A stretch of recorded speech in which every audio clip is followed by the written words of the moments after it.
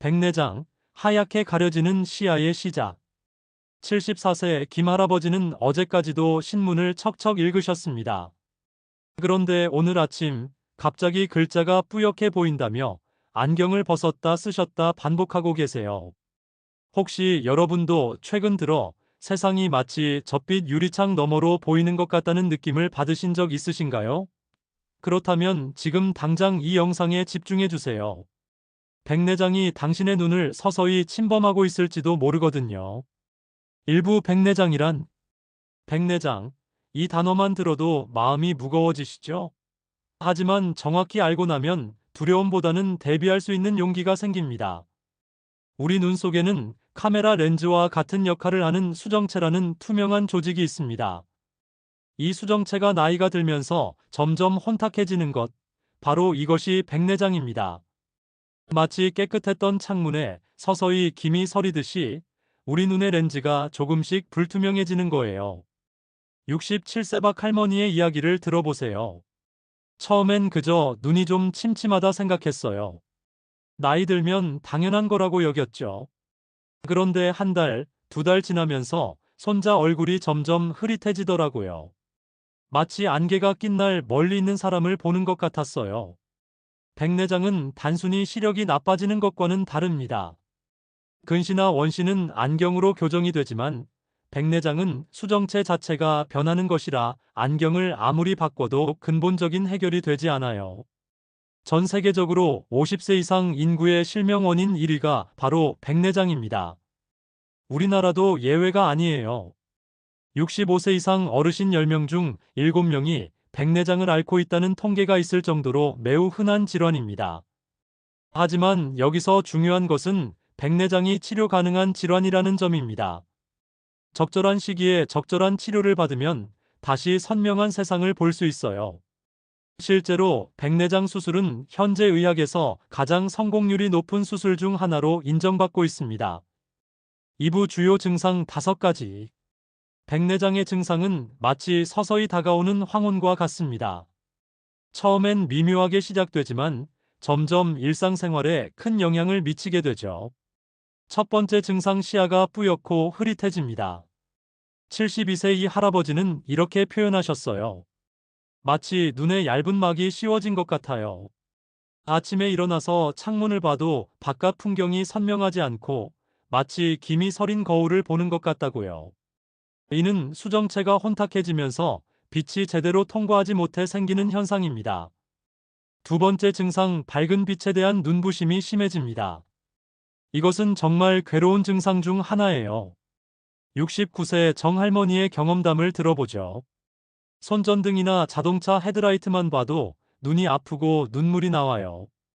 밤에 운전하는 것이 정말 무서워졌죠. 마주오는 차의 불빛이 마치 태양을 직접 보는 것처럼 강렬하게 느껴져요. 세 번째 증상, 색깔 구분이 어려워집니다.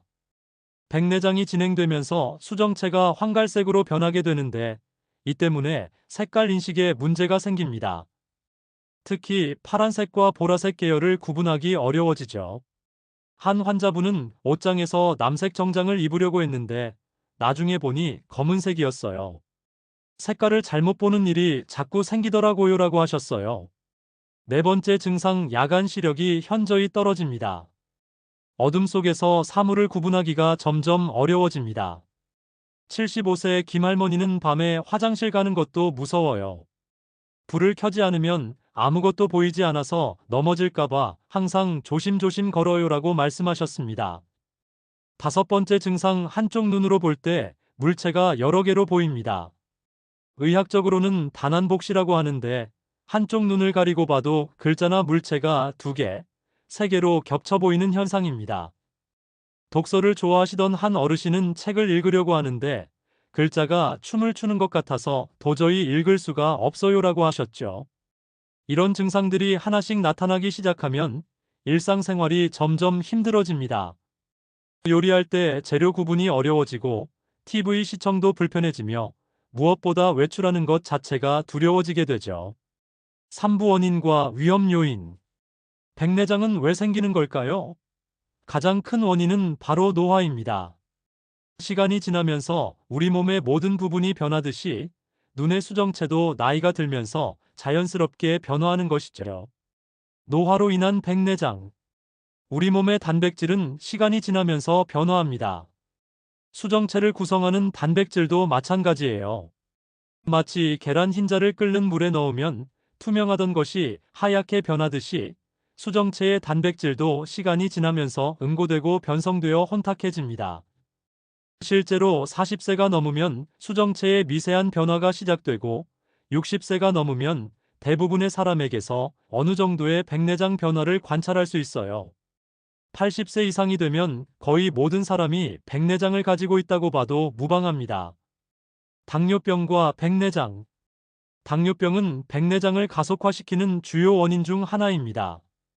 혈당이 높으면 수정체 내의 포도당 농도도 높아지고 이것이 수정체 단백질의 변성을 촉진시키거든요. 65세 최할아버지의 경우를 보면 당뇨 진단을 받고 5년 만에 백내장이 급속히 진행되었어요. 의사 선생님이 당뇨가 있으면 백내장이 더 빨리 온다고 하시더라고요. 혈당 관리를 더 철저히 했어야 했는데 후회가 돼요. 자외선 노출. 평생에 걸친 자외선 노출도 백내장 발생과 진행에 영향을 미칩니다. 특히 우리나라 같이 사계절이 뚜렷하고 여름철 자외선이 강한 지역에서는 더욱 주의해야 해요. 건설 현장에서 30년간 일하신 한 분은 젊을 때는 선글라스 끼는 것을 우습게 생각했어요. 하지만 지금 생각해보니 그게 잘못이었던 것 같아요.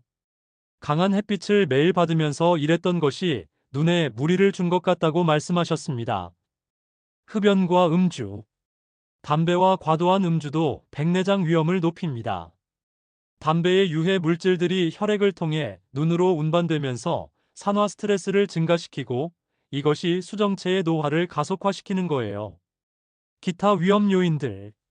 스테로이드 계열의 약물을 장기간 복용하는 경우, 눈 외상을 입은 경우, 심한 근시가 있는 경우에도 백내장 위험이 높아집니다. 또한 유전적 요인도 무시할 수 없어요. 가족 중에 백내장이 일찍 온 분이 있다면 더욱 주의 깊게 관찰해야 합니다. 사부 백내장 진행 속도는 사람마다 다르다. 같은 나이라도 어떤 분은 백내장이 빨리 진행되고 어떤 분은 천천히 진행됩니다. 이 차이는 도대체 어디서 오는 걸까요? 개인차가 나는 이유들. 먼저 유전적 요인이 큽니다. 쌍둥이 연구에 따르면 백내장의 진행 속도에는 상당한 유전적 영향이 있다고 해요. 부모님이나 형제자매 중에 백내장이 일찍 온 분이 있다면 본인도 조심해야 하는 이유가 여기에 있습니다. 생활 습관도 중요해요. 71세 박할머니와 같은 나이의 이웃 할머니의 이야기를 비교해보죠. 박할머니는 평소 금연, 금주하시고 당뇨 관리도 철저히 하시는 분이에요. 반면 이웃 할머니는 당뇨가 있지만 관리를 소홀히 하시고 담배도 가끔 피우세요. 결과는 이웃 할머니가 훨씬 빨리 백내장 수술을 받으셔야 했어요. 진행 속도의 다양한 패턴. 어떤 분들은 10년, 20년에 걸쳐 아주 천천히 진행되기도 해요. 이런 경우는 성숙 백내장이라고 해서 수정체가 완전히 하얗게 될 때까지도 몇십 년이 걸릴 수 있습니다. 반면 어떤 분들은 1에서 2년 사이에 급속히 진행되기도 합니다. 특히 당뇨병이 있거나 스테로이드 약물을 복용하는 경우에 이런 일이 자주 일어나죠. 78세 정 할아버지의 경우가 특히 인상적이었어요. 작년까지만 해도 신문을 안경 없이 읽을 수 있었는데 올해 들어서 갑자기 글자가 안 보이기 시작했어요. 불과 6개월 만에 이렇게 나빠질 줄 몰랐어요. 양쪽 눈의 진행 속도 차이. 흥미로운 것은 같은 사람이라도 양쪽 눈의 진행 속도가 다르다는 점입니다. 보통 한쪽 눈이 먼저 시작되고 나중에 다른 쪽 눈에도 나타나는 경우가 많아요. 한 환자분은 오른쪽 눈은 벌써 수술했는데 왼쪽 눈은 아직 괜찮아요. 의사 선생님이 언젠가는 왼쪽도 수술하게 될 거라고 하시지만 지금은 일상생활에 큰 불편이 없어서 기다리고 있어요라고 하셨습니다. 계절적 영향. 의외로 계절도 백내장 진행에 영향을 미칩니다. 자외선이 강한 여름철에 증상이 더 악화되는 경우가 많아요. 반대로 겨울철에는 상대적으로 안정적인 모습을 보이기도 합니다. 이런 개인차 때문에 정기적인 검진이 더욱 중요합니다. 내 눈의 상태가 어떤지, 어느 정도 속도로 진행되고 있는지를 정확히 파악해야 적절한 시기에 치료를 받을 수 있거든요. 오부 치료는 꼭 수술밖에 없나요? 많은 분들이 백내장 진단을 받으면 가장 먼저 묻는 질문이 바로 이것입니다. 수술 말고 다른 방법은 정말 없나요? 약물 치료의 한계. 안타깝게도 현재 의학으로는 백내장을 완전히 치료할 수 있는 약물은 없습니다. 시중에 백내장에 좋다고 광고하는 안약들이 있지만 이미 생긴 백내장을 없애지는 못해요. 다만 초기 백내장의 진행을 늦추는데 도움이 될 수 있는 안약들은 있습니다. 하지만 이것도 근본적인 치료는 아니고 진행을 조금 늦추는 정도의 효과만 기대할 수 있어요. 70세 김할머니는 처음에 안약부터 써보자고 해서 6개월 동안 열심히 넣었어요. 하지만 시야가 더 좋아지지는 않더라고요. 의사 선생님도 더 이상 악화되지 않으면 다행이라고 하시더라고요. 생활습관 개선의 역할. 수술 외에 할 수 있는 것들이 아예 없는 건 아닙니다. 백내장의 진행을 늦추고 남은 시력을 최대한 활용하는 방법들이 있어요. 먼저 자외선 차단이 중요합니다. 외출할 때는 반드시 선글라스를 착용하고 모자도 함께 쓰면 더 좋아요. 자외선은 백내장을 악화시키는 주요 원인 중 하나거든요. 금연과 절주도 필수입니다. 담배의 유해 물질들이 눈의 노화를 가속화시키고 과도한 음주도 마찬가지예요. 당뇨병이 있다면 혈당 관리를 철저히 해야 합니다. 혈당이 잘 조절되면 백내장 진행 속도를 상당히 늦출 수 있어요. 영양 관리. 항산화 성분이 풍부한 음식들이 도움이 됩니다. 비타민C가 많은 과일들, 비타민 E가 풍부한 견과류, 그리고 루테인이 많은 녹황색 채소들을 꾸준히 섭취하는 것이 좋아요. 한 환자분은 의사 선생님이 당근, 시금치, 브로콜리를 많이 먹으라고 하셔서 매일 챙겨 먹고 있어요. 시력이 더 좋아지지는 않지만 악화 속도가 늦어진 것 같다고 하셨습니다. 보조기구 활용. 수술 전까지 일상생활을 편하게 하는 다양한 보조기구들을 활용할 수 있어요. 돋보기, 확대경, 밝은 조명 등이 도움이 됩니다. 특히 독서용 확대경이나 핸드폰의 확대 기능을 활용하면 글씨 읽기가 한결 편해져요. LED 조명으로 집안을 밝게 하는 것도 중요합니다. 하지만 결국은 수술이 답. 이런 보존적 치료들이 도움이 되기는 하지만 백내장이 상당히 진행되어 일상생활에 지장을 주기 시작하면 결국 수술이 유일한 근본적 해결책입니다. 수술을 무작정 미루면 오히려 더 위험해질 수 있어요. 백내장이 너무 심해지면 수술이 어려워지고 합병증 위험도 높아지거든요. 육부 수술이 필요한 시점은 도대체 언제 수술을 받아야 하나요? 이것은 백내장 환자분들이 가장 궁금해하는 질문 중 하나입니다. 과거와 현재의 기준 변화.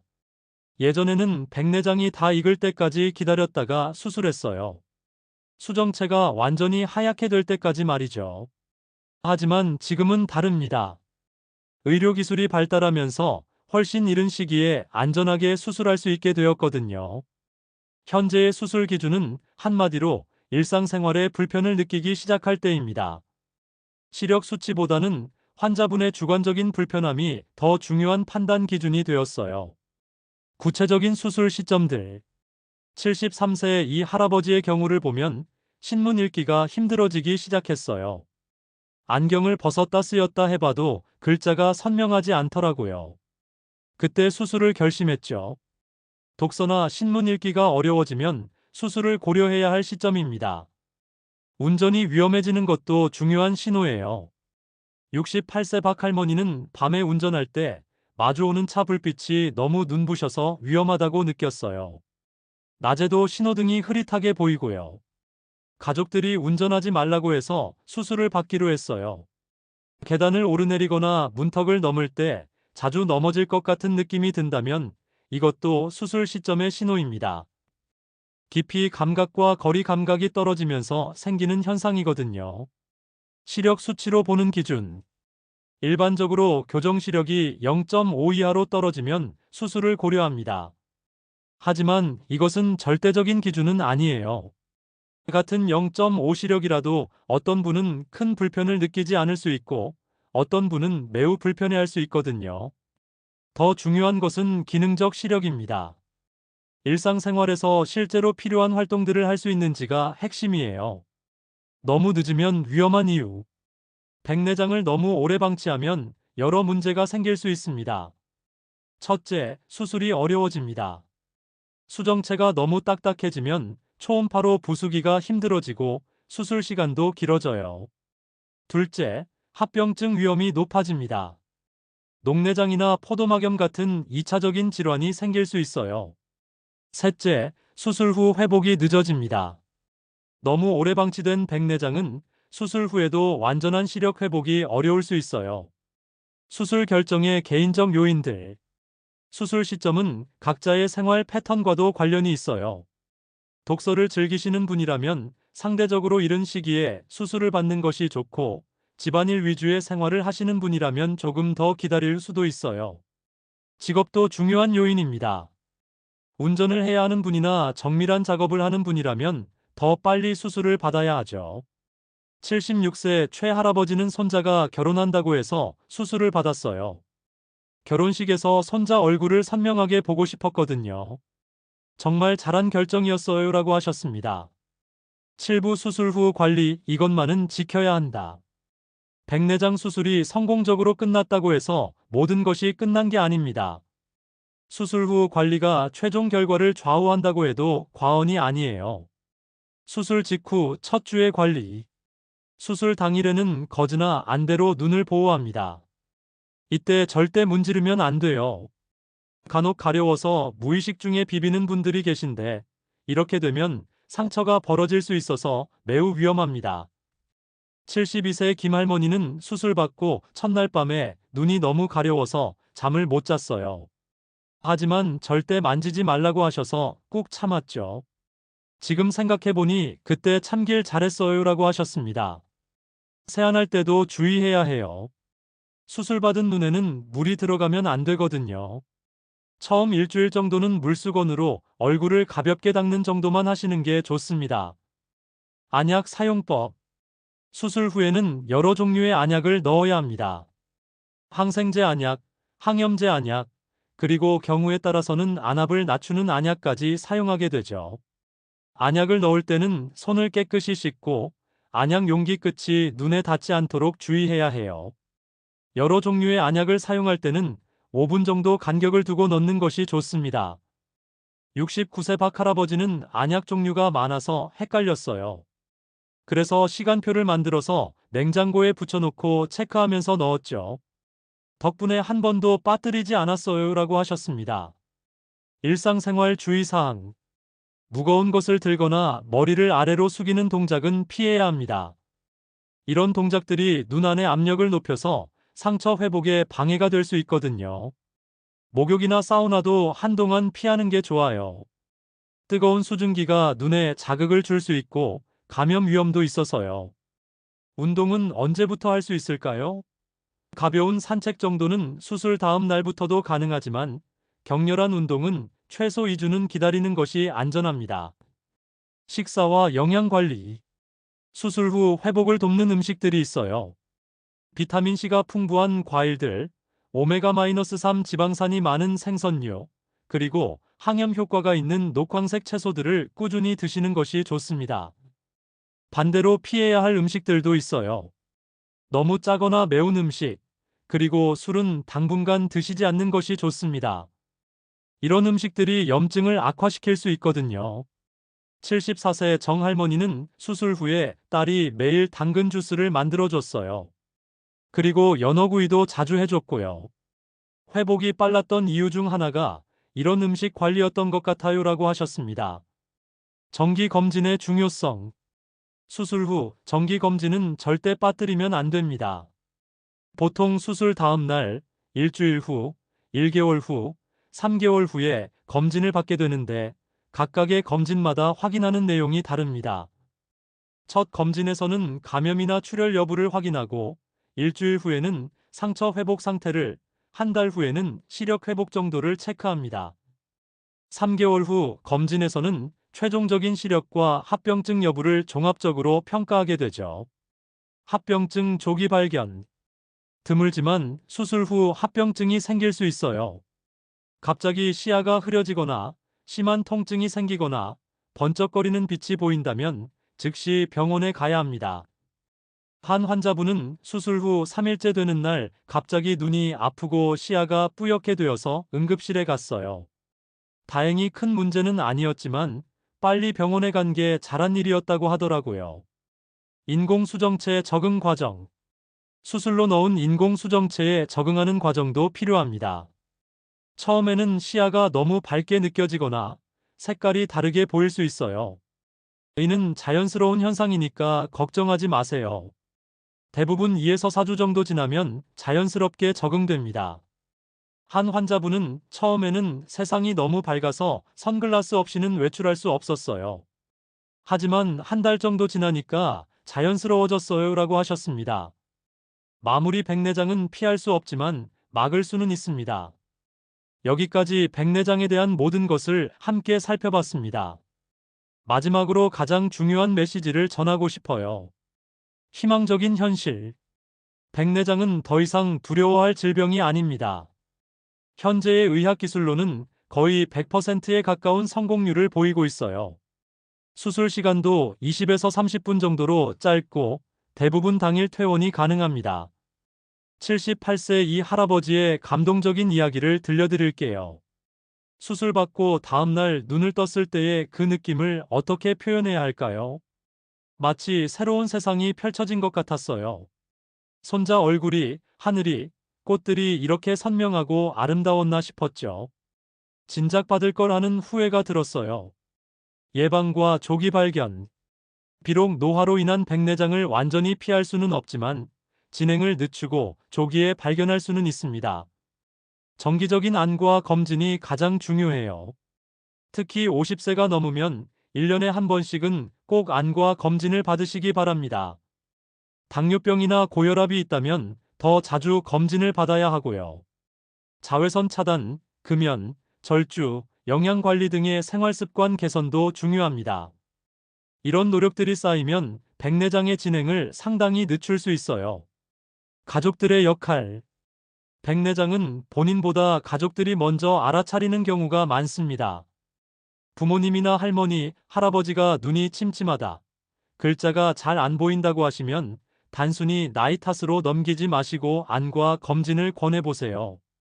한 가족의 이야기입니다. 어머니가 계속 TV를 크게 틀어놓고 보시길래 귀가 안 좋아지신 줄 알았어요. 그런데 알고 보니 화면이 흐릿하게 보여서 소리에만 의존하고 계셨던 거예요.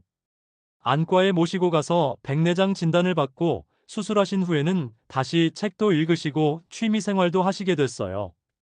두려움보다는 희망을. 백내장 진단을 받으면 많은 분들이 두려워하십니다. 하지만 이제는 그럴 필요가 없어요.